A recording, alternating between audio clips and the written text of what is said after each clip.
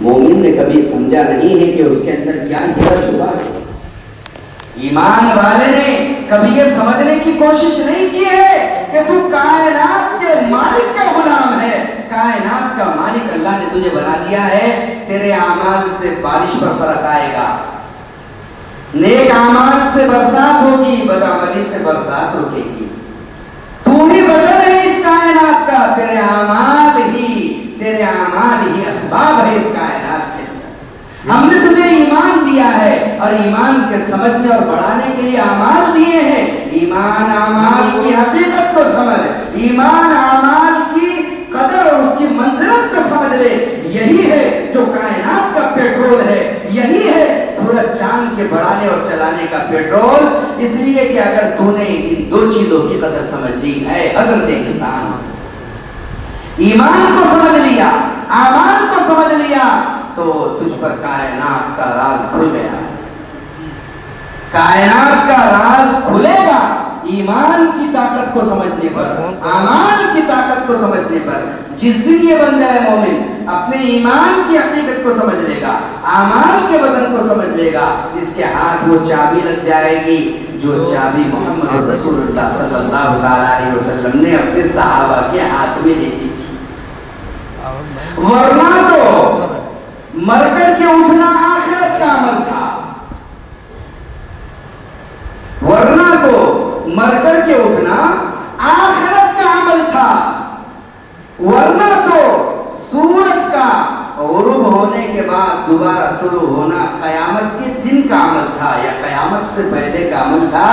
لیکن جن کو ہوتا تھا نمک پہ کافور کا دھوکہ، بن گئے عالم کی تقدیر بنانے والے، انہوں نے اسی دنیا میں اسی چابی کا استعمال کر اسی محمد رسول اللہ صلی اللہ علیہ وسلم کی سکھائی ہوئی تربیت کا استعمال کر کے مردوں کو زندہ کر کے دکھایا، جانوروں کو موت سے عالم حیات میں لا کر دکھایا، مردہ جانوروں سے اور مردہ انسانوں سے کائنات کو اوقات باخبر کرایا کہ اگر وہ چابی تمہارے ہاتھ اس دنیا میں لگ جائے تو تم اس عالم کا کرشمہ امت کو اسی عالم میں دکھا سکتے ہو۔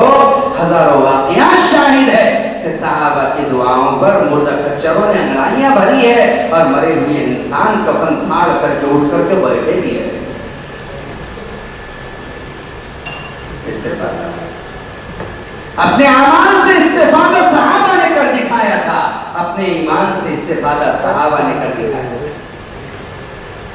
وہ ام سعید جو اپنے بچے کو ہجرت کرا کر ایمان کی حفاظت کے لیے، آپ کو جتنے واقعات حیات الصحابہ میں ملیں گے اللہ کی مدد اور نصرت کے، اس میں 99% واقعات وہ ہے کہ ادھر ہجرت ہوئی اور ادھر سے نصرت ہوئی۔ ہم دنیا کی نصرت کے تلاش میں ہیں، یہ ہماری نادانی ہے۔ اس کی نصرت پر توجہ رکھو، پتھر پھاڑ کر کے چشموں کا نکلنا ناممکن نہیں۔ اس کی نصرت پر توجہ رکھو۔ غیبی خزانوں سے استفادے کی چابی ہے اپنے آپ کو اللہ کے لیے باہر کر دینا، نکال دینا، ہجرت کر دینا۔ 99% صحابہ کی جو نصرت ہوئی ہے وہ ان کی دعوت اللہ کی راہ کی محنت، ہجرت، کوشش اور ان کا ستایا جانا اور قربانی کے معیار تک پہنچ جانا، یہی نصرت کے اسباب سبب بنے ہیں۔ اور 1% کے کچھ اور دیگر واقعات بھی ہوتے ہیں۔ ہجرت کر کے آئی کس کے لیے؟ مکہ میں لوگ چین سے نہیں رہنے دے رہے ہیں، ایمان والوں کو ستایا جا رہا ہے، رلایا جا رہا ہے۔ کتنی تکلیف ہے، اتنی تکلیف ہے کہ سانس لینا مشکل ہے۔ اپنے بیٹے کو ساتھ لے کر کے ایک عورت مدینہ آتی ہے، اللہ کے نبی علیہ السلام کی خدمت میں پیش کیا جاتا ہے عرضہ کہ ایک عورت ہے اللہ کے نبی اپنے بچے کے ساتھ ہجرت کر کے آئی ہے۔ آپ نے فرمایا عورتوں کو طلحہ انصاری کے گھر میں رکاؤ، جہاں پر آنے والی مہاجرہ عورتوں کو ٹھہرایا جاتا تھا۔ نظام تھا جو عورتیں ہجرت کر کے آتی تھی اللہ کے راستے میں، ان عورتوں کو طلحہ انصاری کے گھر پر رکایا جاتا تھا، اور جو محرم ساتھ میں ہوتا تھا، جو مرد ہوتے تھے، انہیں مسجد نبوی میں صفہ کے چبوترے پر رکایا جاتا تھا۔ ہماری مستورات کی جماعت کی ترتیب بھی یہی ہے، مرد مسجد میں رکیں گے اور عورتیں گھر میں قیام کریں گے، اور گھر کے وہ مرد بھی مسجد میں آ کر کے قیام کریں گے۔ زمانے قدیم سے لیا ہے یہ دستور، زمانے قدیم سے لیا ہے۔ آدمی جب کام کے دستور کو سمجھ جاتا ہے تو آدمی کے لیے کام کرنا آسان ہوتا ہے۔ اس لیے کام کو وہاں سے سمجھنا چاہیے جہاں سے کام کی ابتدا ہے۔ ساری کائنات کو جو کام سمجھایا جائے گا مکہ اور مدینہ کا ہی سمجھایا جائے گا۔ سارے کام دنیا میں جو سمجھایا جائے گا مکہ اور مدینہ کا ہی سمجھایا جائے گا۔ حضرت مولانا یوسف صاحب رحمۃ اللہ علیہ فرماتے تھے ہمارا اس محنت سے مقصود کیا ہے؟ ساری دنیا کی مساجد مسجد نبوی کا نمونہ بن جائے، ساری دنیا کے گاؤں شہر مدینے کا نمونہ بن جائے، ساری دنیا کے بستے والے انسان صحابہ کا نمونہ بن جائے، اور ساری دنیا کے ہمارے گھر مدینے کے گھروں کا نمونہ بن جائے۔ یہی ہے کام، یہی ہے کام کی فکر۔ کسی کو نظام الدین کی چار دیواری سے کوئی امت نہیں سمجھایا جا رہا اور بتایا جا رہا۔ کبھی کبھار دنیا کی ہزاروں باتیں ایسی ہوتی ہے جو ہمیں تعجب میں ڈال دیتی ہے، بھئی یہ کہاں سے، یہ کیوں، یہ کیسا؟ یہ اس وقت ہوتا ہے جب آدمی بے تحقیق بول پڑتا ہے۔ میری طرح 99% مجمع ایسا ہی ہوتا ہے جو سنی سنائی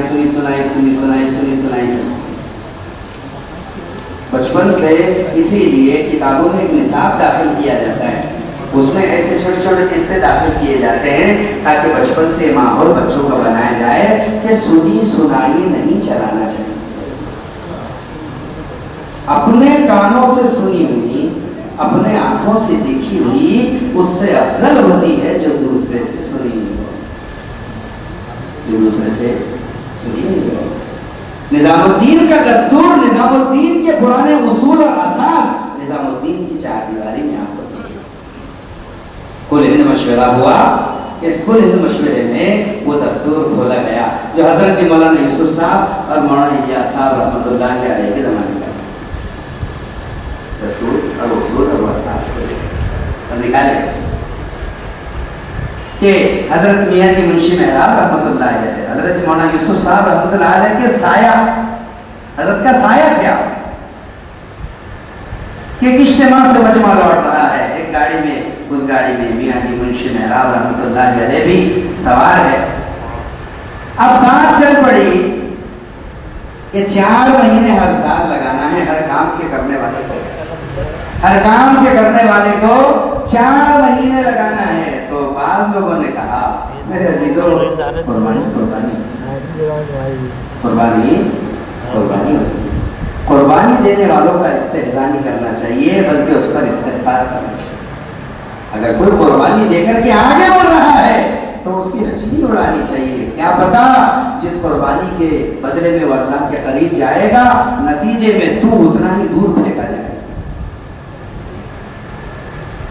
استحضاء نہیں ہے کام۔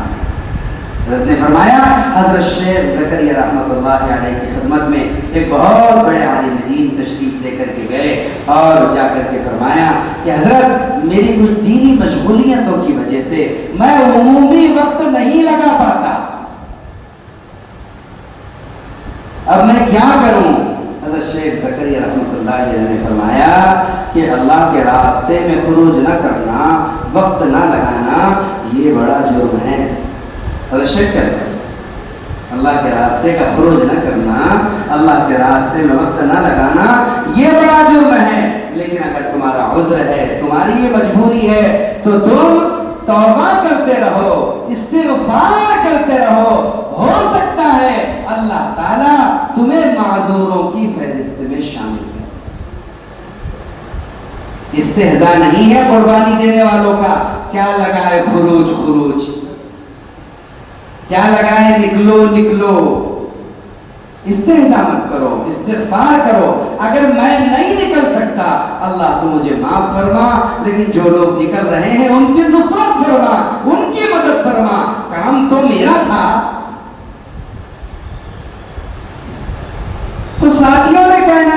کیا آپس میں کہ ہر سال 4 مہینے نہیں ہے، زندگی میں ایک مرتبہ، زندگی کی پہلی مشغولیت میں 4 مہینے ہیں، ساتھی آپس میں بات کر رہے ہیں۔ تو میاں جی منشی محراب نے کہا، کیا کہا حضرت زندگی میں ایک مرتبہ 4 مہینے ہیں نا؟ مولانا الیاس صاحب رحمۃ اللہ علیہ، مولانا یوسف صاحب رحمۃ اللہ علیہ نے تو یہی فرمایا ہے۔ میاں جی کو غصہ آ گیا، لاٹھی اٹھائی اور جو اٹھا کر کے 2 ہاتھ تک، کیا بولتے ہیں ہمارے برار میں، جھوڑپا مارا کہ وہ اچھا ہوا اللہ کے کرنے سے لاٹھی اوپر رکھے ہوئے سامان میں اٹک گئی، ورنہ اس کے سر پر پڑ جاتی۔ کہا سنو، بارہا ہم حضرت جی مولانا الیاس صاحب، مولانا یوسف صاحب رحمۃ اللہ علیہ کی خدمت میں رہے ہیں، حضرت کو یہی فرماتے ہوئے سنا ہے کہ ہر سال 4 مہینے ہر کام کے کرنے والے کو لگے۔ زندگی میں 4 مہینے لگا لیے، کسی پر بس نہیں ہے، ہر سال 4 مہینے کی ترتیب پر امت کو لے کر کے آنا ہے۔ بڑا ہے، جمع نہیں ہے، بڑا ہے، جمع نہیں ہے۔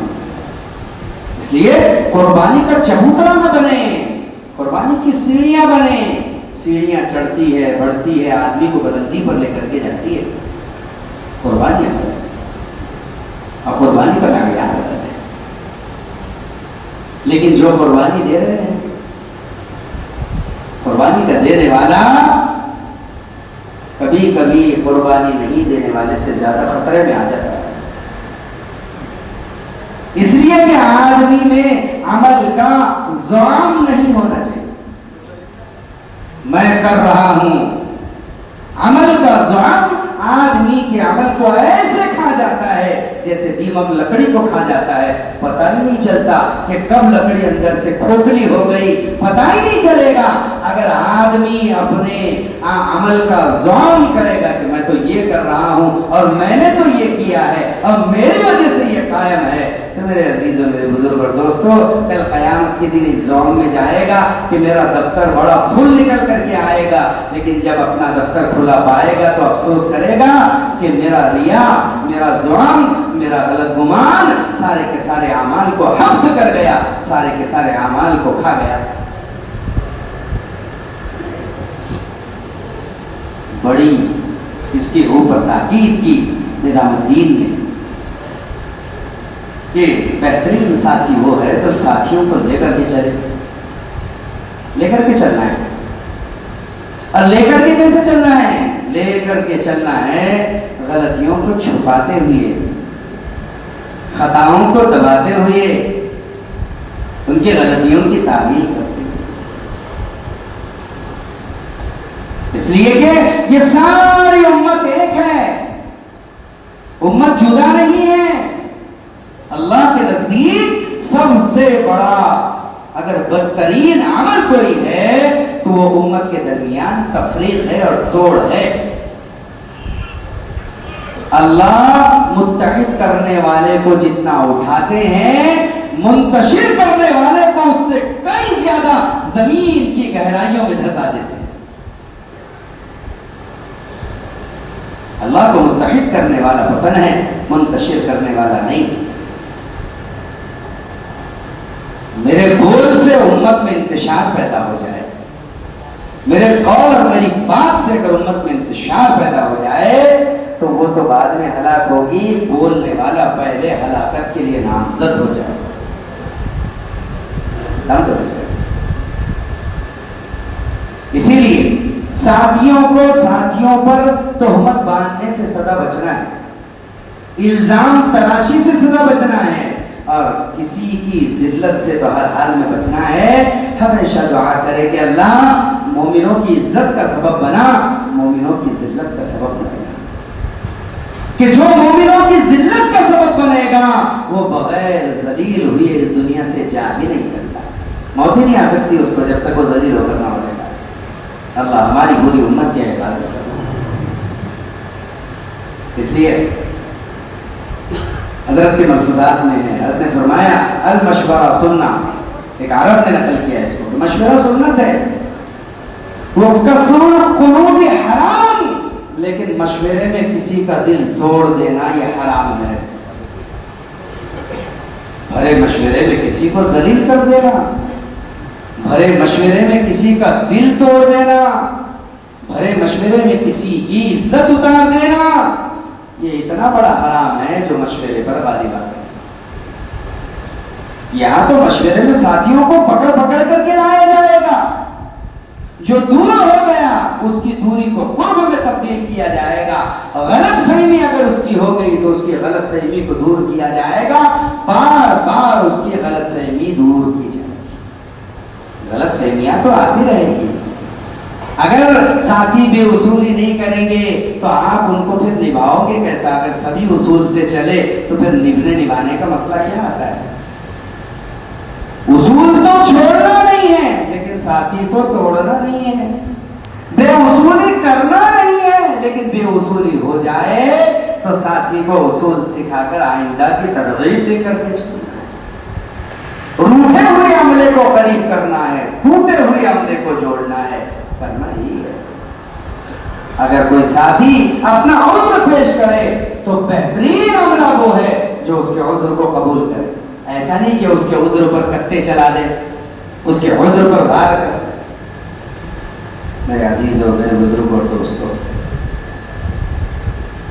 قرآن کریم یہ سمجھاتا ہے پوری امت کو کہ لوگوں کی زبان پر بھروسہ کرو۔ وہ اگر یہ کہہ رہے ہیں کہ بھائی بات ایسی نہیں ہے تو مانو، جب خود بولنے والا بول رہا ہے کہ بات ایسی نہیں ہے جیسے تم بول رہے ہو،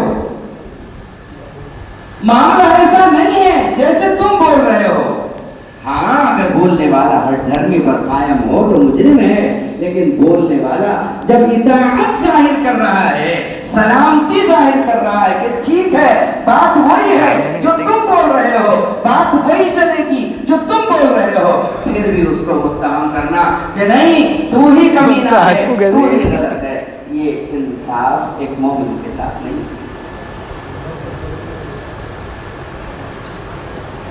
صحابہ کرام کی جماعت چلی، سورہ نساء میں اس آیت کا شان ورود اور شان نزول، صحابہ کرام کی جماعت چلی۔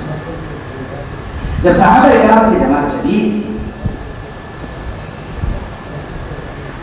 ایک علاقے میں جانا تھا، غرض اللہ کے راستے کا جہاد تھا، تو راستے میں انہوں نے دیکھا کہ ایک شخص ہے جو بکریاں لے کر کے جا رہے ہیں ریوڑ۔ اس نے جب اس جماعت کو صحابہ کی دیکھا تو اس نے سلام کیا، صحابہ نے آپس میں بات کی۔ اس وقت تک صحابہ کرام کو حکم معلوم نہیں تھا، صحابہ کو حکم معلوم نہیں تھا، اس لیے صحابہ نے کہا کہ یہ اپنی جان بچانے کے لیے ہم کو سلام کر رہا ہے، یعنی اپنے آپ کو مسلمان ظاہر کر رہا ہے، اس لیے اس کا قتل کر دیا، وہ قتل ہو گیا، اور اس کی بکریاں جمع کر کے مال غنیمت میں صحابہ کرام اللہ کے حبیب صلی اللہ علیہ وسلم کے پاس تشریف لے کر کے آئے، اور سارا واقعہ جیسے کارگزاری پوری سنائی جاتی تھی، کارگزاری میں بکریوں کا واقعہ بھی اللہ کے حبیب صلی اللہ علیہ وسلم کی خدمت میں پیش کیا گیا کہ آقا ایسا ایسا ہوا، تو آپ صلی اللہ علیہ وسلم بہت برہم ہوئے، اور قرآن کریم کی آیات لے کر کے جبرائیل امین نازل ہوئے، یا ایھا الذین آمنوا اذا ضربتم فی سبیل اللہ، کہ ایمان والو جب تم اللہ کے راستے میں چلو تو فتبینوا، تحقیق کر لیا کرو، ولا تقولوا لمن القى الیکم السلام لست مؤمنا، کہ اس کے بارے میں جو تم کو سلام کر رہا ہے، تمہاری اطاعت کر رہا ہے، تم پھر بھی اس سے کہہ رہے ہو کہ نہیں تم مومن نہیں ہے، کہ تم نے جان بچانے کے لیے ایسا کیا ہے۔ تبتغون عرض الحیات الدنیا، دنیا کے یہ ظاہری ساز و سامان کے لیے تم نے اگر ایسا کر دیا ہے تو یہ مناسب نہیں ہے۔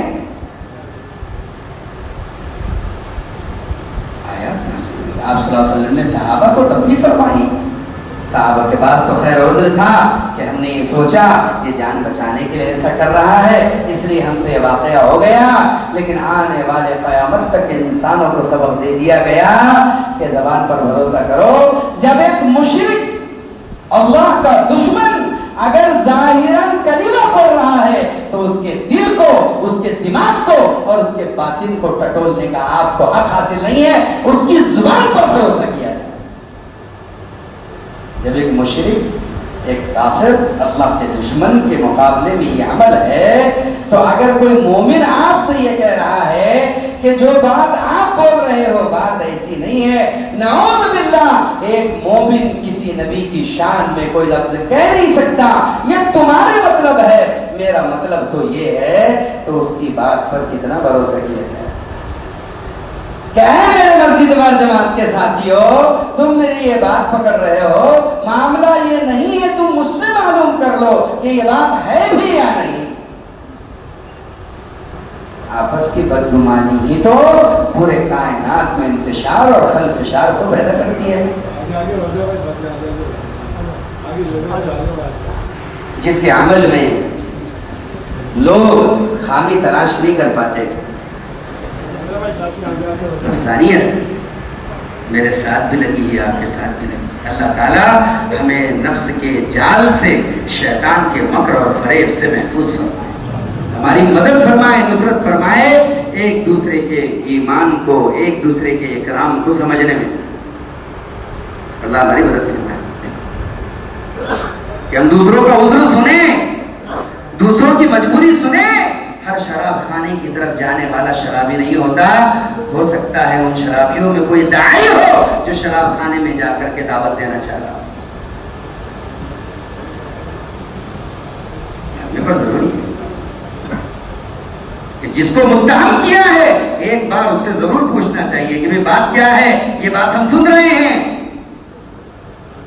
کہ نہیں. امام نماز پڑھا رہا ہے اور لقمہ بازار میں دیا جا رہا ہے. امام سے اگر غلطی ہوئی ہے تو امام کی غلطی کا لقمہ تو حوض سے بھی نہیں دیا جا سکتا. نیت باندھنے والا آدمی ہی اس کو لقمہ دے گا، وہ لے گا، صحیح لے گا، صحیح لقمہ ضرور لے گا، کیوں نہیں لے گا. اللہ اکبر کبیرہ. مغالطے ساتھیوں کے ایک دوسرے کے، بدزنیاں ساتھیوں کی ایک دوسرے کا ٹانگ پکڑ کر، پیر پکڑ کر کھینچ لینا، یہ آدمی کو کام سے بٹھا تو دیتی ہے لیکن ہزاروں کو بٹھانے کا سبب بھی بن جاتا. خصوصاً بنیادوں کو دھیان رکھنا چاہیے. بنیاد کے پتھر جب جگہ چھوڑ دیتے ہیں تو پوری عمارت کو خطرہ ہوتا ہے. اگر چھت ہلنے لگے تو اس کا علاج ہے.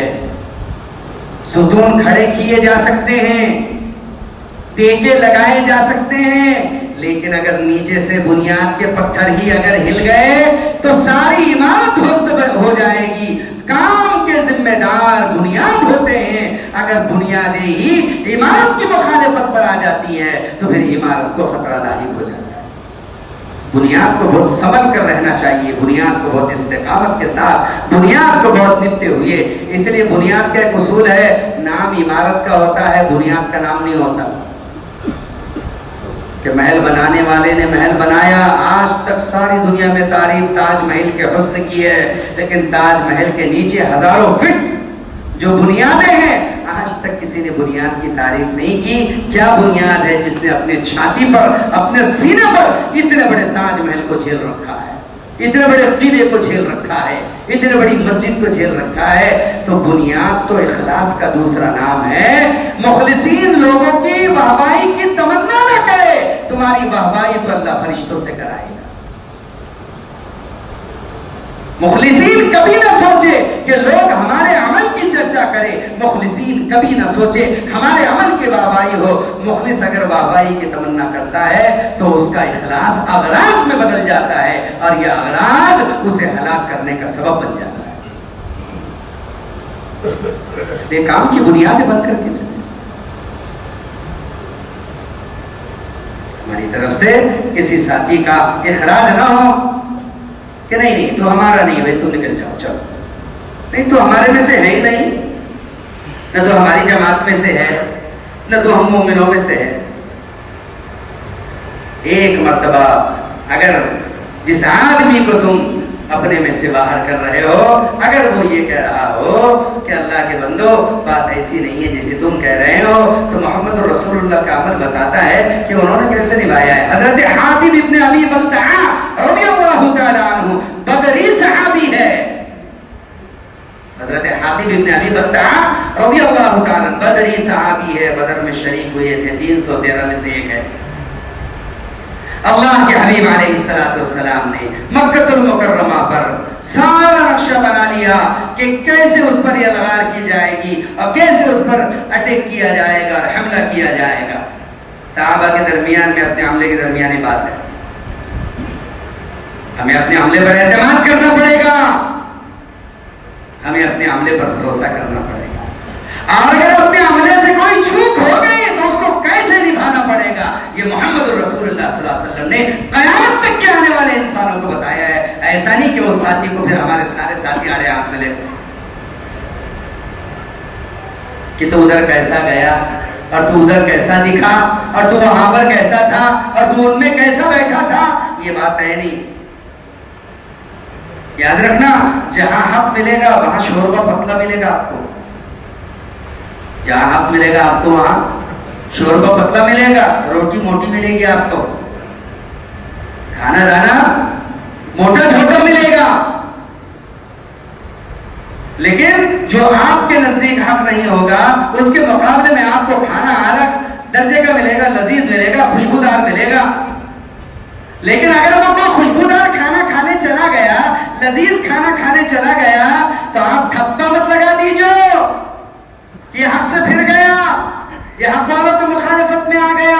کیونکہ ابو ہریرہ سے جب پوچھا کہ تم امیر معاویہ کے لشکر میں جا کر کے کھانا کھا رہے ہو, تم تو علی کے لشکر میں ہو, فرمایا ہاں حق علی کی طرف ہے اس لیے لڑ ان کی طرف سے رہا ہوں, کھانا ادھر اچھا ہے اس لیے کھا رہا ہوں.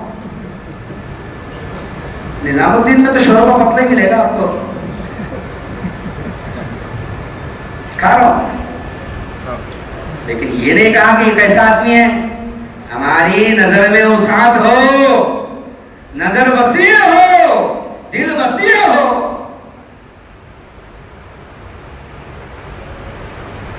حاتم بن ابی بلتعہ رضی اللہ تعالیٰ عنہ کے بچے مکہ میں تھے, یہ مدینہ میں تھے. بدر کے بعد کی بات ہے یہ.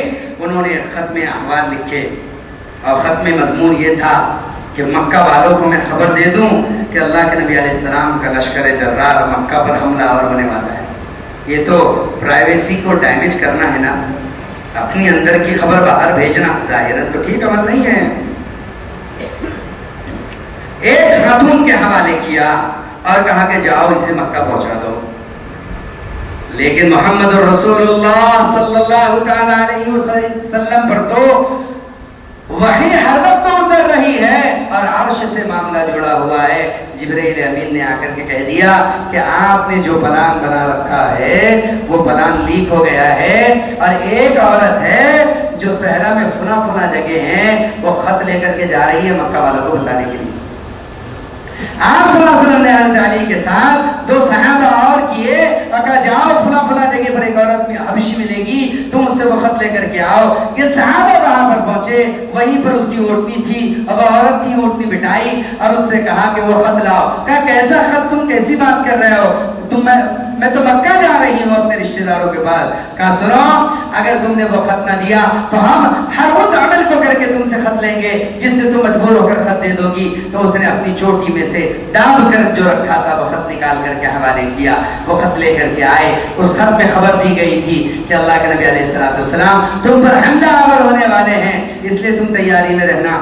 چنانچہ اللہ کے نبی علیہ السلام نے کہا یہ خط کس نے بھیجا ہے, تو بتا دیا حاتم ابن ابی بلتعہ کا ہے. یہ سننا تھا کہ حاتم ابن ابی بلتعہ رضی اللہ تعالیٰ عنہ کو بلایا گیا. کہا حاتم یہ خط تم نے اس عورت کے ہاتھ سے مکہ بھیجا ہے. حضرت حاتم رضی اللہ تعالیٰ عنہ گھبرا گئے, پسینے آ گئے, کہنے لگے اللہ کی قسم یہ خط میں نے ہی بھیجا ہے. یہ سننا تھا کہ حضرت عمر بن خطاب رضی اللہ تعالیٰ عنہ نے اپنی تلوار اپنے میان سے باہر نکال لی اور کہنے لگے دانی یا رسول اللہ اقتل عنق ہذا, کہ اللہ کے نبی چھوڑیے, ابھی اس کا سر اس کے تن سے جدا کر دیتا ہوں. اتنا بڑا دھوکہ مسلمانوں کے ساتھ, اتنا بڑا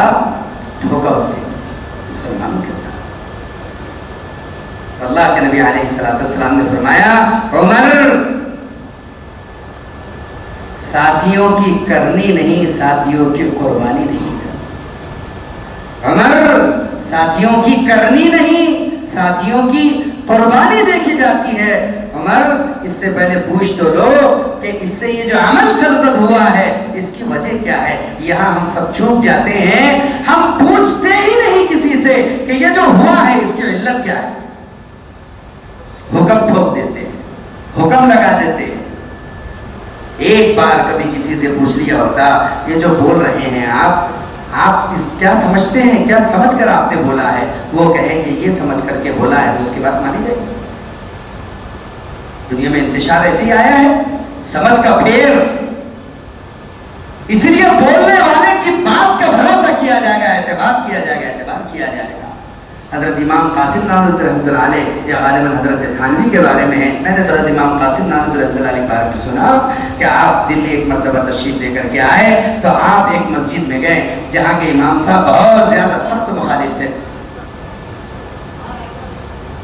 بڑے بھائیوں کے مزاج سے بہت سخت مخالف تھے حضرت امام قاسم نانوتوی رحمۃ اللہ علیہ نے اپنے ساتھیوں کے ساتھ اس مسجد میں داخل ہو کر کے دیکھا کہ جماعت کھڑی ہے تو فوراً ساتھیوں سے کہا کہ نیت باندھ لو ساتھیوں نے کہا کہ حضرت یہ تو بڑے بھائی ہیں سخت مخالف ہے آپ نے فرمایا نیت باندھو نیت باندھی نماز پڑھی نماز پڑھنے کے بعد میں جب لوگ تو حضرت امام قاسم نانوتوی رحمۃ اللہ علیہ کو پہچانتے ہیں کہا ارے یہ کیسے ہو گیا یہ مغرب سے سورج کیسے طلوع ہو گیا کس نے کس کے پیچھے نماز پڑھ لی یہ کیسے ہو گیا تو لوگوں نے کہا کہ حضرت آپ نے ان کے پیچھے نماز پڑھ لی یہ تو آپ کو کافر کہتے ہیں آپ نے ان کے پیچھے نماز پڑھی حضرت نے بڑا اچھا جملہ فرمایا حضرت نے فرمایا کہ بھئی ہماری ان کے پیچھے ہو جاتی ہے اس لیے کہ ہم ان کو مسلم کہتے ہیں ان کی ہمارے پیچھے نہیں ہوتی اس لیے کہ ہمیں کافر کہتے ہیں لیکن کہا وہ جو ہمیں کافر کہتے ہیں وہ بیچارے عقل سے معذور ہے انہوں نے کبھی ہم کو سننے کی کوشش نہیں کی ہے کہ ہم نے جو کچھ کہا ہے وہ گستاخی ہے یا پھر اس کے پیچھے کوئی فلسفہ ہے اگر یہ ہم سے سمجھ لیتے تو ہمارے بارے میں کفر کے فتوے نہیں چھوڑتے ہم کو کافر نہیں کہتے صاحب معاملہ سے ایک بار پوچھ تو لیتے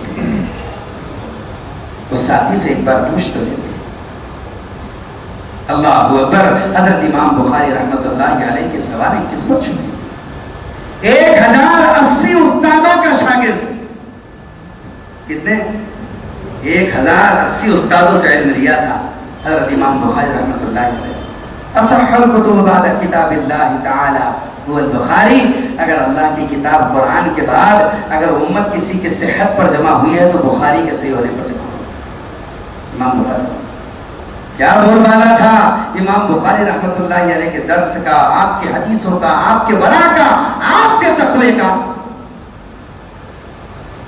آپ جب نیشا پور تشریف لے کر کے آئے تو اس زمانے میں مسائل چل رہے تھے علمی مسائل چلتے ہیں علمی اختلافات بھی چلتے رہتے ہیں علمی قد و کاوشیں بھی چلتی رہتی ہے اس وقت بھی ایک مسئلہ چل رہا تھا خلق قرآن کا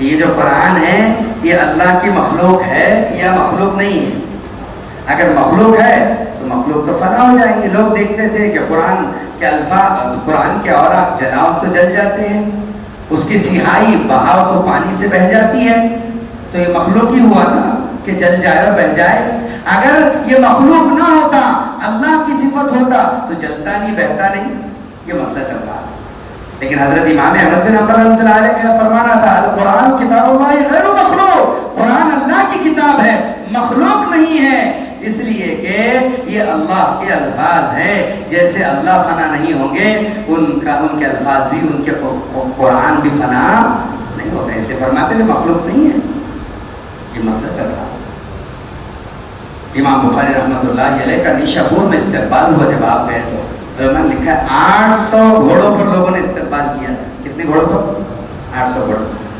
کئیوں کلومیٹر تک قالین بچھایا گیا تھا وقت کا اتنا بڑا امام آ رہا ہے امت کا اتنا بڑا استقبال ہوا تھا آپ کا درس جب چلتا تھا تو جہاں جہاں نگاہیں جاتی تھی وہاں وہاں مجمع ہی مجمع نظر آتا تھا سوائے اس کے اپنے نظر نہیں آتا ایک دن ظاہر بات ہے اب کوئی شہر میں عالم دین آیا، اب اس کا زیادہ چرچا ہو گیا تو لوگ زیادہ مائل ہو گئے، تو 19-20 درجے کے ہوتا ہے، بشر ہے، سب انسان ہے۔ وہاں ایک بہت بڑے عالم دین تھے حضرت علامہ امام زہلی رحمۃ اللہ علیہ، ان کا بھی بڑا حلقہ تھا۔ امام زہلی کے شاگردوں میں سے ایک شاگرد نے جا کر ایک دن امام بخاری رحمۃ اللہ علیہ کے سے جا کر کے ان کی مجلس میں سوال کیا کہ ما تقول فی لفظ بالقرآن مخلوق ام هو غیر مخلوق، کہ آپ قرآن کے الفاظ کے بارے میں کیا بولتے ہیں، مخلوق ہے کہ غیر مخلوق ہے؟ بار بار بولتا رہا تو حضرت امام بخاری رحمۃ اللہ علیہ اس مسئلے پر گفتگو نہیں کرنا چاہتے تھے۔ آپ نے فرمایا کہ القرآن کلام اللہ یہ غیر مخلوق، کہ قرآن اللہ کا کلام ہے، مخلوق نہیں ہے۔ وَلَفْظِي بِالْقُرْآنِ مِنْ أَفْعَالِنَا وَأَفْعَالُنَا مخلوق والامتحان بدعہ، لیکن میرے منہ سے جو الفاظ نکل رہے ہیں یہ الفاظ مخلوق ہے، کیونکہ نکالنے والا جو الفاظ ہے وہ الفاظ جو قرآن کے ہیں وہ مخلوق نہیں، لیکن میرے زبان سے جو نکل رہے ہیں چونکہ میں فنا ہوں گا اس لیے میرے ساتھ میرے الفاظ فنا ہوں گے۔ بس یہ جملہ تھا، حالانکہ اس جملے نے امت کا بڑا مسئلہ حل کر دیا تھا، لیکن بس ہوا چل پڑی، فتوے نکل گئے۔ امام زہری رحمۃ اللہ علیہ نے ان کے شاگردوں نے فتوے چلا دیے کہ دیکھو یہ الفاظ کو مخلوق بول رہے ہیں جبکہ وہ اللہ کی صفت ہے۔ اب جب فتووں کا دورہ چل پڑا تو دھیرے دھیرے لوگ درس سے، اگر کوئی آدمی اس طریقے سے متہم ہو، جیسے اگر مثال کے طور پر کسی کو پیر ڈال کر کے مجھے گرانا ہے تو میں اس کے الفاظ کو چنوں، الفاظ میں تو دنیا کا ہر آدمی اٹکے گا، کرسی پر بیان کرنے والے پر وہی تھوڑی نازل ہوتی ہے۔ امام بخاری رحمۃ اللہ علیہ کا حلقہ درس سے دھیرے دھیرے کم ہوا، یہاں تک نوبت آئی کہ حضرت امام بخاری رحمۃ اللہ علیہ کو کوئی سلام کرنے والا تھا۔ 800 گھوڑوں پر جس جگہ استقبال ہوا تھا آپ کو نیشا پور کو چھوڑ کر کے جانا پڑا، یہاں تک کہ نہ کوئی آپ کا شاگرد آپ کے ساتھ تھا سوائے ایک شاگرد اور کوئی اور کے، امام مسلم رحمۃ اللہ علیہ کے، باقی کوئی نہیں تھا۔ کیوں؟ کہا کہ ان کے عقائد غلط ہے اور یہ آدمی گمراہ ہو چکا ہے۔ ایک جملہ، علمی مسائل ایسے ہوتے ہیں، اسی لیے عوام کو علمی مسائل سے دور رہنا چاہیے۔ وہ فضائل لیں اور مسائل علماء سے ہی لیں، اپنے سے مسائل نہ چلائیں۔ اللہ اکبر۔ چنانچہ آپ رات کی تنہائی میں اس ملک کو چھوڑ کر کے نکلے۔ آپ نے سمرقند کا ارادہ کیا۔ آپ جب سمرقند جانے لگے، پیر صاحب کے بیان میں ہے، آپ جب سمرقند جانے لگے تو وہاں کے علماء نے بیٹھ کر کے آپس میں کہا کہ بھئی وہ امام بخاری اپنے شہر میں آ رہے ہیں، یہاں بھی مسئلہ بہت بڑا اٹھ جائے گا، سنا ہے کہ ان کے عقائد ٹھیک نہیں ہے، وہ گمراہ ہے اور یہ سارے مسائل ہیں۔ انہوں نے سب نے بیٹھ کر کے ایک پرچی لکھی اور پرچی ایک آدمی کو سمرقند میں داخل ہونے سے پہلے ہی گھوڑے پر سوار کر کے بھیجا۔ وہ پرچی امام بخاری کے ہاتھ میں تھما دی، کہا کہ سنو آپ مختلف کی شخصیت ہے، ہمارے شہر میں نہ ہی آؤ تو اچھا ہے، ورنہ جو آگ وہاں لگی ہے وہ آگ یہاں بھی لگ جائے گی، اس سے آپ ہمارے شہر میں داخل نہ ہو۔ اتنا بڑا امام، وقت کا محدث کہ جو بخاری پڑھے بغیر کوئی عالم بن نہیں سکتا، وہ علماء ہی امام بخاری کو روک رہے ہیں۔ بتاؤ، امام بخاری رحمۃ اللہ علیہ بیچارے پھر بخارا کی طرف گئے، آپ کا وطن تھا، آپ بخارا میں تشریف لے کر کے گئے، وہاں بھی امیر بخارا کے کسی نے کان بھرے، انہوں نے اپنے بچوں کو بلا کر کے تعلیم دینا چاہی، امام بخاری نے مسجد میں اپنے گھر بلایا، لیکن معاملہ نہ بنا۔ آپ کو پھر وہاں بھی یہ ساری باتیں چلی اور پھر آپ کو بخارا سے نکالا گیا۔ امام بخاری واحد کائنات کی وہ ہستی ہے کہ آج تک، اور انشاءاللہ ایسا لگتا ہے کہ قیامت تک کوئی عالم بغیر بخاری پڑھے عالم بن ہی نہیں سکتا۔ امت کا حال یہ ہے، اس لیے امید نہیں رکھنا چاہیے کہ سب مجھے سر پر اٹھا کر کے لے کر کے چلیں گے۔ امید اگر کسی سے رکھو تو صرف اور صرف اللہ سے امید رکھو۔ کیا کسی کا شکوہ کرنا، کیا کسی سے شکایت کرنا؟ ابتلا اور آزمائش تو اس دنیا کا ابھنگ حصہ ہے، یہاں ابتلا ہوگی، یہاں آزمائش ہوگی۔ چنانچہ بخارا سے بھی آپ نکلے، اتنی تکلیف، اتنا درد اور اتنا کرب، پوری دنیا کا امام اس حال میں نکلا کہ امام بخاری رحمۃ اللہ علیہ زمین پر گھٹنوں کے بل بیٹھ گئے، کوئی پانی پلانے والا تک نہیں تھا، یہاں تک کہ آپ کو اپنی خالہ کے گھر میں جا کر کے پناہ لینی پڑی اور آپ کی زبان سے الفاظ نکلے وَضَاقَتْ عَلَيْهِمُ الْأَرْضُ بِمَا رَحُبَتْ کہ اے اللہ جیسے ان پر زمین تنگ ہو گئی تھی تیرے اس محمد ابن اسماعیل کے لیے اللہ تیری زمین تنگ ہو گئی ہے کہ میں کہیں پر رہ نہیں پاتا، اتنا نڈھال کر دیا تھا جس جگہ جہاں جس جگہ۔ آخر کو رمضان مبارک میں جب دعا کی حضرت امام نے وَضَاقَتْ عَلَيْهِمُ الْأَرْضُ بِمَا رَحُبَتْ فَاغْفِرْنِي، اللہ تو مجھے بس دنیا سے اٹھا لے، اب یہ درد مجھ سے سہا نہیں جاتا۔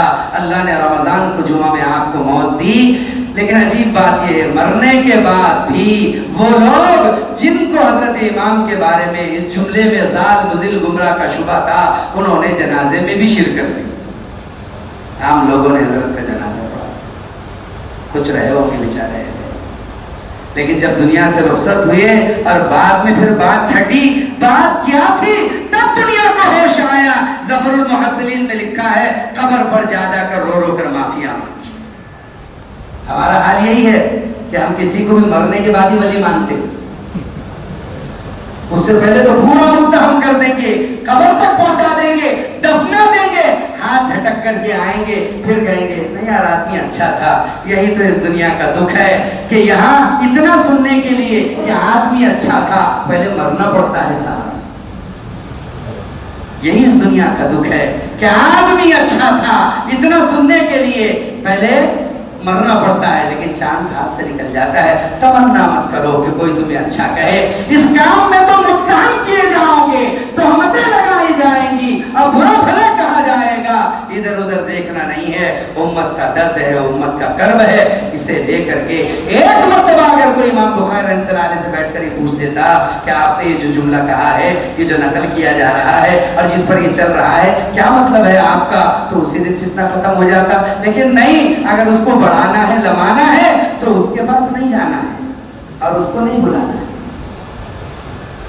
اگر ہمارے کسی بھی ساتھی سے ایسی بات کسی کے پاس آتی ہے تو ساتھی ساتھیوں کے ساتھ مل کر کے اس کو رفع کرے، اس کو فتنہ بنا کر کے آگے نہ بڑھائے اور اپنے ذہنوں میں امت میں تفریق نہ پیدا کرے، جماعت گڑ اپنے کو نہ سمجھے کہ یہ ٹولہ الگ وہ ٹولہ الگ۔ ارے ہم سب مل کر کے امت ہے، تو ادھر کیوں گیا تھا، تو وہاں کیوں دکھا تھا، تو ان کے ساتھ کیسا تھا۔ اتنی چھوٹی سمجھ سے چلنے سے کام نہیں ہوگا۔ جو کج فہم ہے نا فہم ہے ان کو سمجھانا ہے، ملنا ملانا ہے، ساتھ اٹھنا بیٹھنا ہے۔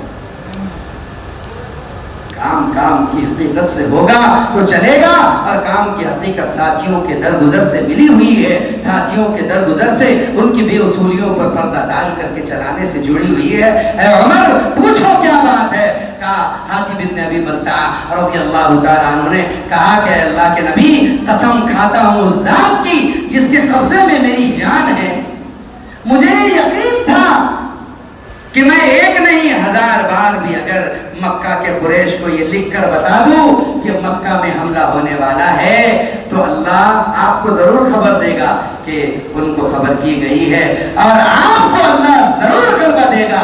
مجھے معلوم تھا کہ میرے خط کے لکھنے سے آپ کو فرق نہیں پڑے گا اور وہیں سے پتہ کیا جائے گا۔ پھر خط کیوں لکھا؟ کہا اس لیے لکھا کہ یہاں جتنے مہاجر آئے ہیں اکثر کے بال بچے ان کے ساتھ ہے، میرے بیوی بال بچے وہیں پر اہل کفر کے نرغے میں ہیں، میرا چھوٹا سا گھر ہے، میری بیوی اپنے بچوں کے ساتھ وہاں پر ہے، وہ اس انتظار میں ہیں کہ میں کب اسے لینے جاؤں گا، لیکن حالات ایسے ہیں کہ میں اپنے بال بچوں کو وہاں سے نہیں لا سکتا۔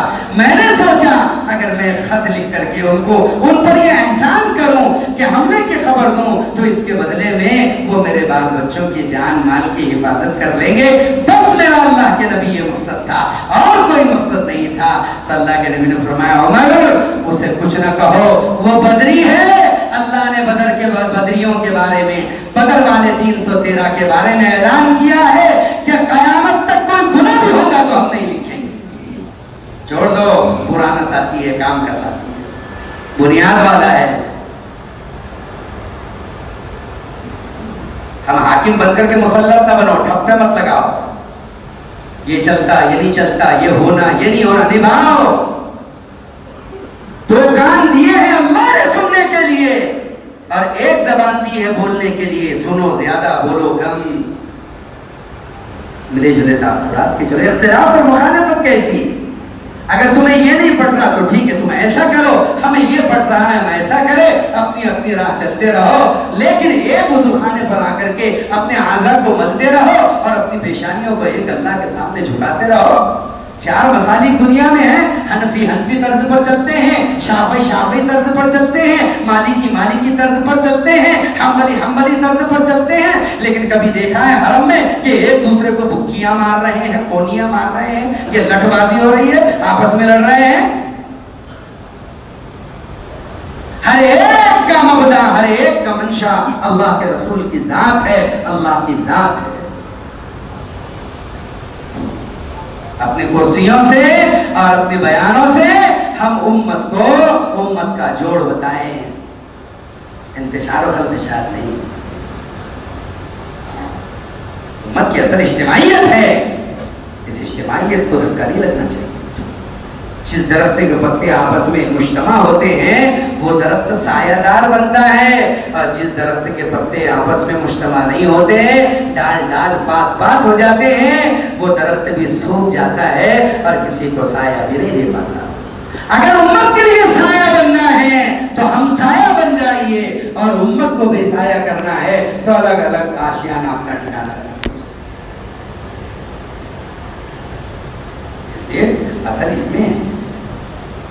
بات یہ ہے۔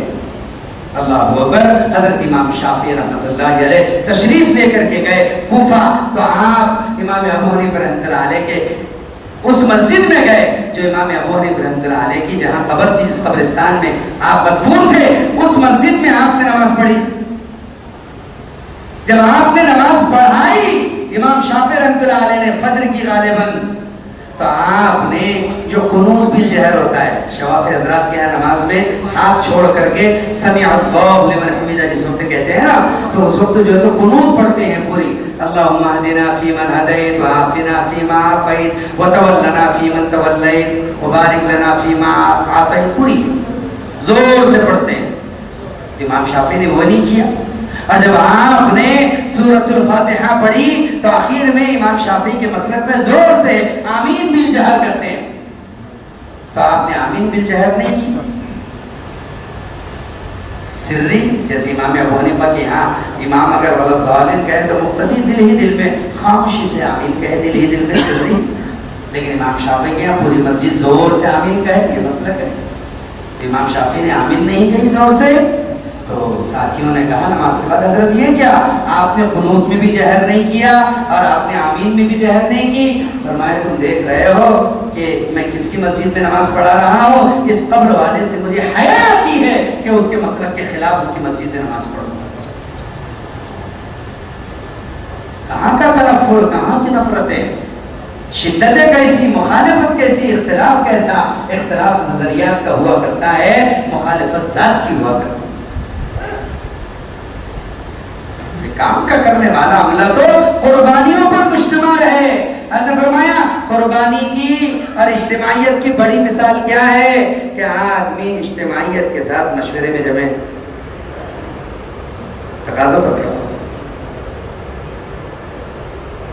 کام کو مونا الیاس صاحب رحمۃ اللہ علیہ، مونا یوسف صاحب رحمۃ اللہ علیہ، مونا حضرت انعام صاحب رحمۃ اللہ علیہ کی دور سے سمجھے کوئی نئی چیز نہیں ہے۔ فرمایا نہ علماء کا سال نیا ہے، نہ دوسرا سال نیا ہے، نہ تیسرا سال نیا ہے، اللہ کا فضل ہے۔ 48 جماعتیں ابھی دوسرے سال کی نکلی ہے، رخ طے ہو گیا ہے نظام الدین میں۔ 48 میں سے 46 جماعتیں مہاراشٹر نے دیے دوسرے سال، عرب کے لیے علماء نکلے۔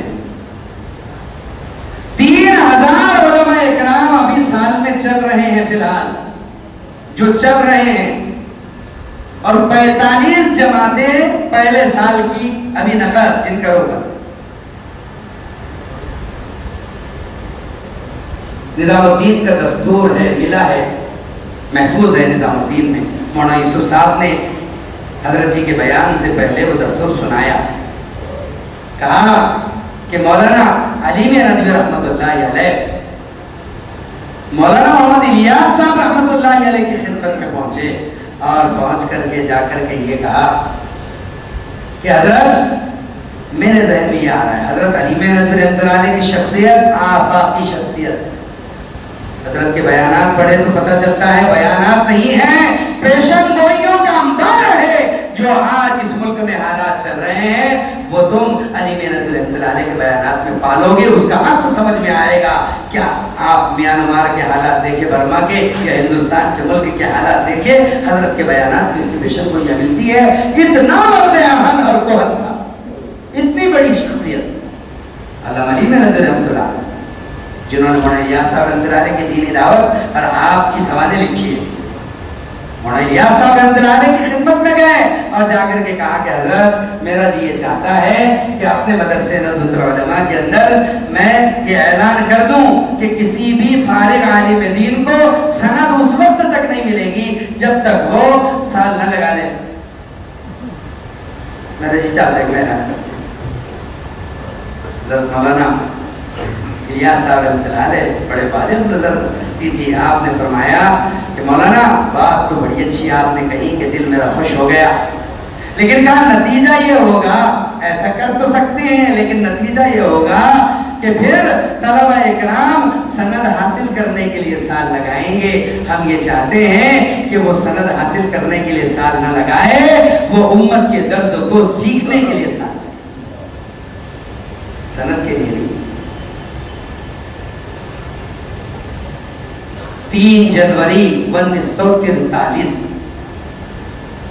3 جنوری 1943 40 اور 3 43 بروز اتوار بعد نماز مغرب حضرت مولانا الیاس صاحب رحمۃ اللہ علیہ کے دستخط ہے، شیخ زکریا رحمۃ اللہ علیہ کے دستخط اور حضرت مولانا اکرام کے بزرگ کے اس زمانے میں ان کے دستخط، اس پر لکھا ہوا ہے حضرت کے دستخط سے۔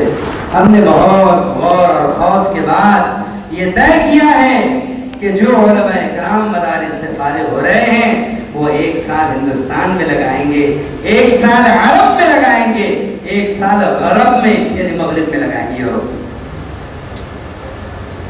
یہ تو مولانا الیاس صاحب رحمۃ اللہ علیہ کے زمانے سے علماء کے لیے پہلو ہے۔ ہم سوچتے تھے کہ کیسے قابو میں آئے گا، لیکن اب جب 3 ہزار علماء چل رہے ہیں اور ایک سہمائی مشورے میں 48 جماعتیں، خود ہمارے یہاں کی جماعت ماشاءاللہ ہمارے برار کی جماعت، اللہ کرے کہ ہمارے امراوتی سے بھی دوسرے سال کی جماعت نکل جائے انشاءاللہ۔ ہمارے یہاں بھی بہت سال لگائے ہوئے علماء محنت کریں گے انشاءاللہ نکلے گی جماعت کرنا چاہتے ہیں۔ ہمارے خود یورکمیل ضلع کی جماعت مولانا یونس بخاری، مولانا شفیق صاحب اور دیگر علماء، 8 علماء اکرام کی جماعت ترکی مراکش کے لیے طے ہوئی ہے، جو دوسرا سال عرب پہ لگا، اور تیسرے سال کی جماعت بھی مولانا افتخار صاحب، مولانا اسد صاحب شکارپوری، تیسرے سال کی جماعت بھی یورپ میں چل رہی ہے۔ اللہ کا فضل ہے، اللہ کا احسان ہے۔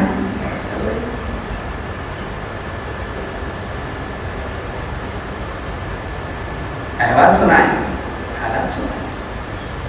ہم جگہ پر بیٹھے ہوئے اپنے قربانی کی سطح کو بڑھانا ہی چاہتے ہیں۔ اپنی قربانی کی سطح کو میرے عزیزوں بڑھائیے، اس لیے کہ آپ عالمی نبی کے عالمی امتی ہو۔ آدمی جب سوچتا ہے کہ یہ وزن اٹھانا میرے لیے ممکن ہے تو اللہ بڑے سے بڑا وزن اٹھوا دیتے ہیں، اور جب ہمت آدمی ہار دیتا ہے تو آدمی سے اپنا آفتاب اٹھانا بھی مشکل جاتا ہے۔ اقبال نے کہا تھا ارے تو ہمت ہارے جاتا ہے، ہمت بھی ہاری جاتی ہے، اڑوان کمر کیوں ڈرتا ہے، پھر دیکھ خدا کیا کرتا ہے۔ خدا کے کرنے کو دیکھنے کے لیے اپنے عمل کو بدلنا ہوگا اور کمر کسنا ہوگا۔ خدا کی قدرت کے مناظر اور اس کے نصرت کے منظر بغیر محنت اور قربانی کے نہیں دکھتے، بغیر محنت اور قربانی کے نہیں دکھتے۔ ہزاروں جماعتیں چل رہی ہے اللہ کے راستے میں، اس سہمائی میں تو ہزاروں جماعتوں کا، کتنی 4 مہینے کی جماعتیں، چلے کی جماعتوں کی بھرمار، مستورات کی جماعتیں 235 سے اوپر تھی، کتنوں کا تو رخ بھی بند نہیں پایا۔ جماعتیں ہی جماعتوں کا خروج ہے، اللہ کا احسان ہے۔ لیکن ان جماعتوں میں ہم کیوں نہیں ہیں؟ میرا نمبر کیوں نہیں؟ اللہ مجھے بھی قبول کر لے. چنے بیچنے والے جا رہے, پھٹانے بیچنے والے جا رہے, پیپسی بیچنے والے, کانڈی بیچنے والے, لاری ڈھکیلنے والے, رکشہ ڈولنے والے جا رہے. اب کیسے جا رہے ہیں؟ پیٹ کاٹ کاٹ کر کے جا رہے ہیں, پیٹ کاٹ کاٹ کر کے جا رہے ہیں. کہ مستورات کی ایک جماعت آئی, ایک جوڑا آیا بیرون ملک سے وقت لگانے کے لیے. افریقی ہے بیچارے, کالے لوگ, غربت ہے. ہمارے امیر صاحب کا زامبیا میں وقت لگا ہے. ایک علاقے میں گئے تو وہاں یہ دیکھا گیا کہ 3 دن میں ایک بار کھانا نصیب ہوتا ہے. اب کھانا بھی کیسا, امیر صاحب سنا رہے تھے, مکہ ہوتا ہے, اس کو کوٹ لیتے ہیں, تھوڑا سا نمک پانی ڈال کے دھول لیتے ہیں, اس کو پی لیا, بس یہی کھانا ہو گیا. اب 3 دن کے بعد یہ نصیب ہو جاتا. افریقہ کے بعض علاقے ایسے ہیں کہ جب ساتھی جماعت کی وصولی کے لیے جاتے ہیں, جیسے ہم بیگ وصول کرتے ہیں, پیسے وصولی میں جمع کرتے ہیں, تو کہا جب ساتھی جب وصولی کے لیے وصولی گشت ہوتا ہے ساتھیوں کے سامان کا, تو کہا ایسا ہوتا ہے کہ جس گھر کے پاس جاتے ہیں تو گھر کے اندر سے کوئی 1 کپ چاول لا کر ڈال دیتا ہے, کوئی 1.5 کپ لا کر کے ڈال دیتا ہے, سب کے چاول جمع کر لیے جاتے ہیں. یہ 3 دن کی جماعت جا رہی ہے, اس لیے 3 دن کا کھانا اس کا ہمارے گھر میں تھا, اب یہ دے دیا گیا. بس اب یہ 3 دن میں ایک بار کھانا کھائیں گے اور باقی 2.5 دن بھوک کی حالت میں اللہ کے راستے میں. لوگ قربانی کی معیار پر کہاں جا رہے ہیں؟ اللہ نے ہمیں کیا نہیں کیا ہے. ہم ذرا آگے پیچھے کرنے کے لیے تیار نہیں ہے, ہم ذرا اپنے آپ کو ہلانے اور ڈلانے کے لیے تیار نہیں ہے, اور امت انتظار میں. تو اپنے کے جوڑے کا مستورات میں وہ مستورہ تھی, تو اس کا جو بچھونا تھا, وہ بچھونا, یہ جو ہمارے سیمنٹ کی پنیاں ہوتی ہیں نا, سیمنٹ کی جو تھیلیاں ہوتی ہے تڑوں کی, وہ اس تڑوں سے سیا ہوا تھا. تو ایک بہن نے کہا کہ میری بہن, کہ آپ نے یہ جو بستر لے کر کے آئی ہو تو یہ پنیوں کا ہے, اچھا نہیں لگتا, کوئی اچھا سا ایک آدھ آپ کے شوہر بستر ہی دلا دیتے آپ کو تو کتنا اچھا ہوتا, اور کوئی بیگ اگر ہو جاتا تو کتنا اچھا ہوتا. تو انہوں نے جواب دیا کہ میری بہن, ناراض ہونے والی بات نہیں ہے, تم خوش قسمت ہو کہ تمہارے ملک ہندوستان میں عالم کا مرکز ہے. تم تو 500-700 روپے کے اندر سفر کر کے مرکز پہنچ جاتے ہو, کوئی مسئلہ نہیں. کہا ہمیں جب یہاں نظام الدین آنا تھا وقت لگانے کے لیے, میں اور میرے میاں 2 سال سے 1 وقت کھانا کھاتے تھے اور 1 وقت کا پیسہ بچاتے تھے. تو اتنا پیسہ بن سکا جتنے میں ہم یہاں آ سکے. ہمارے پاس اتنا پیسہ نہیں تھا کہ ہم بیگ خرید سکے, بستر خرید. دنیا کیسے درد کے ساتھ وقت لگا رہی ہے, عالموں میں چل رہی ہے, اور ہم کیسے چل رہے ہیں. ملکوں کی کارگزاری سامنے آئے گی, جو ملکوں میں جماعتیں تھے, کام ہو رہا ہے. ابھی نظام الدین سے دنیا کا کوئی ملک تقریباً ایسا نہیں چھوڑا جائے گا, اللہ نے چاہا, جہاں پر جماعتیں نہ پہنچی ہو. راستے کھل رہے ہیں, کام کھل رہا ہے. عرب کی خوب آمد ہے, 250 سے زیادہ عرب کے ذمہ دار تھے. میں نے دیکھا ہمارے ساتھیوں کے سامنے بہت بڑے 1.5 نعیم شہیم عرب, ابھی مشرق گرمی اتنی تھی کہ اللہ اکبر, اللہ کرے وہ گرمی ہمارے گناہوں کی معافی کا سبب, جیسے انڈے ابل رہے ہو گرم پانی میں. ایک ساتھی کا میں ہاتھ لینے کے لیے گیا, ہمارے جو ساتھ میں گئے تھے, علیال کالونی کے بزرگ تھے, وہ گرمی میں ایسے تپ رہے تھے, عمر زیادہ. جب میں ان کے پاس بیٹھا تو بے ساختہ وہ بچے کی طرح بلک بلک کر رونے لگے, لیکن کیا علاج تھا.